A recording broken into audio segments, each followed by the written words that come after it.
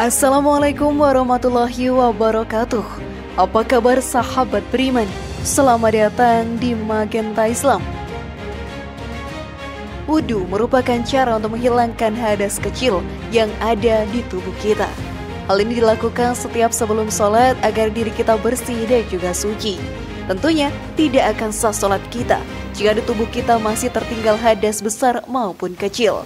Hal inilah yang menjadi sangat penting dan kita harus terus memperhatikan wudhu yang kita lakukan. Jangan sampai salah dalam berwudhu.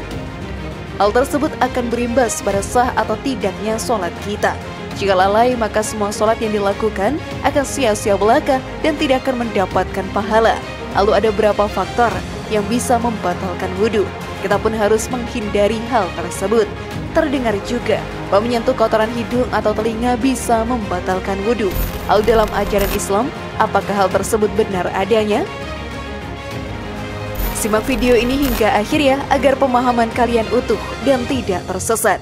Berikut, menyentuh kotoran hidung dan kotoran telinga bisa membatalkan wudhu, versi dari Magenta Islam.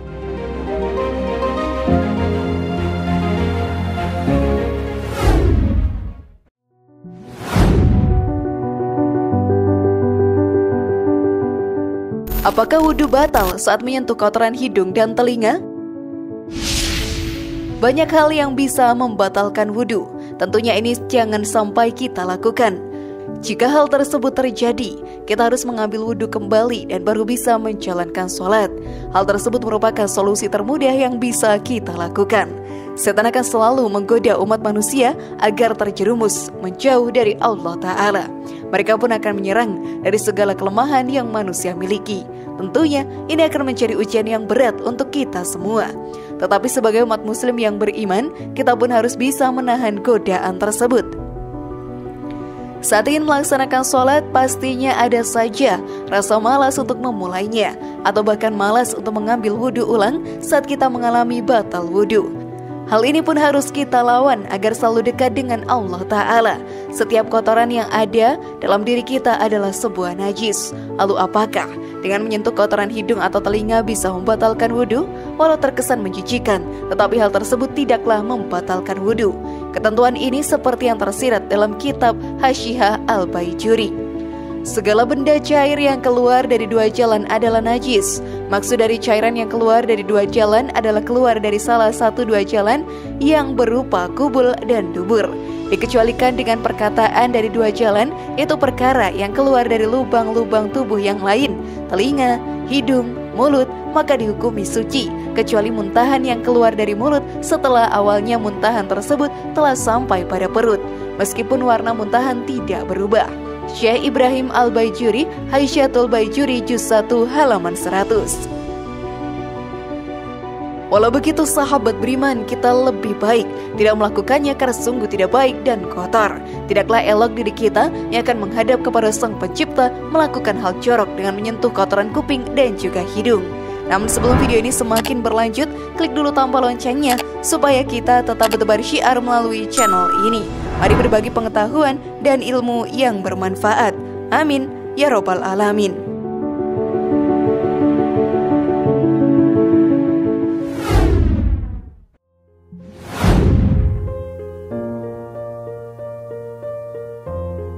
Perintah kepada umat untuk bersuci.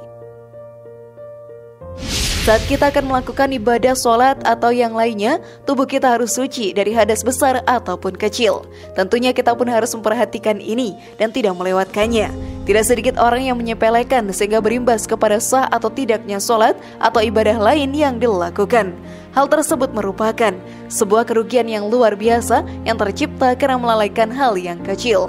Semua ibadah yang dilakukan dengan tubuh yang dipenuhi najis tidak akan sah dan diterima oleh Allah Ta'ala. Bersucilah dahulu dengan teliti, baik dan benar, agar semua ibadah yang dilakukan menjadi sah dan mendapatkan pahala yang berguna, menjadi bekal di akhirat nantinya.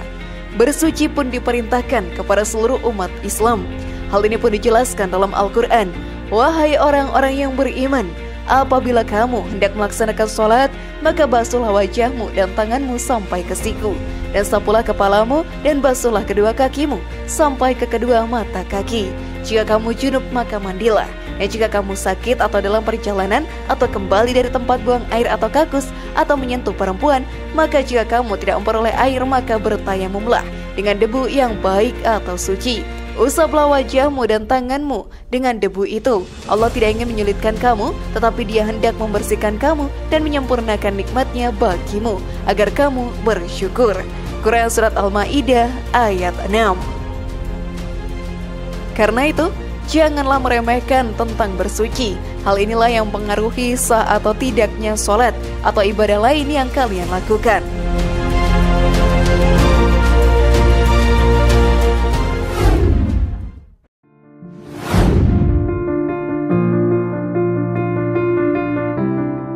Menyempurnakan wudhu menjadi hal yang penting. Mungkin seluruh umat muslim di dunia ini sudah mengetahui cara berwudhu. Di Indonesia sendiri, berwudhu masuk ke dalam salah satu bahan ajaran di sekolah. Tentunya hal ini untuk menanamkan dari usia dini bagaimana cara berwudhu yang baik dan benar. Hal ini sangat baik karena saat kita mempelajari dengan dalam dan mempraktekannya di kegiatan sehari-hari, kegiatan tersebut akan menjadi sempurna. Saat wudhu kita sempurna, maka semua ibadah seperti sholat yang kita lakukan akan sah di mata Allah Ta'ala. Bisa dibilang wudhu adalah langkah awal agar kita mendapatkan pahala dari melaksanakan ibadah dan amalan baik lainnya di dunia ini. Hal ini pun dijelaskan dalam hadis. Maukah kalian kutunjukkan sesuatu yang karenanya Allah menghapuskan semua dosa dan kesalahan kalian dan mengangkat derajat kalian? Sahabat menjawab, ya Rasulullah.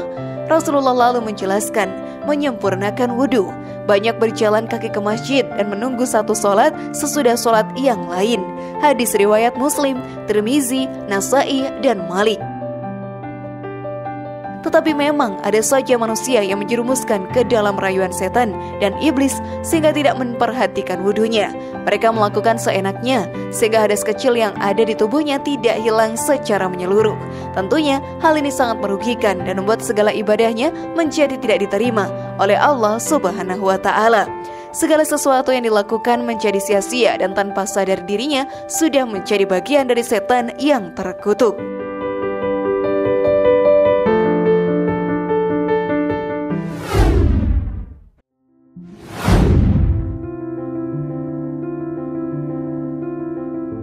Berwudu bisa menghapuskan dosa.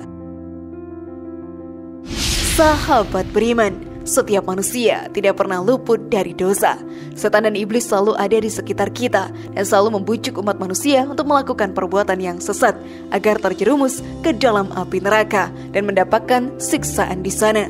Banyak cara untuk menghapus dosa yang ada dalam diri kita dengan melakukan ibadah dan amalan baik lainnya.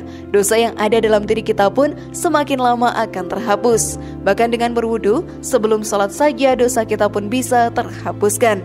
Apabila seorang muslim atau mukmin berwudu, maka ketika ia mencuci mukanya, keluar dari mukanya semua dosa yang pernah dilakukan yang dapat dilihat dengan kedua matanya bersama perginya air wudunya. Apabila ia mencuci kedua tangannya, maka keluar dari tangannya segala dosa yang telah dilakukan tangannya bersama perginya air wudunya. Apabila ia mencuci kedua telapak kakinya, maka akan keluar dari keduanya semua dosa yang telah dilakukannya bersama perginya air wudunya.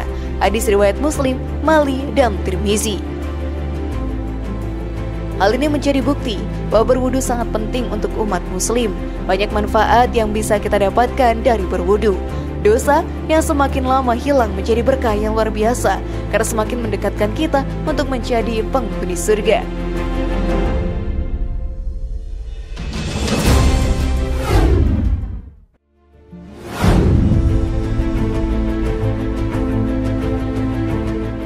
Bagaimana sahabat beriman, sudah pahamkah kalian? Semoga informasi tadi bermanfaat ya dan buat kita berpikir lebih bijak. Mari bangun Magenta Islam ini dengan cara klik tombol subscribe, like, share, dan aktifkan tombol loncengnya.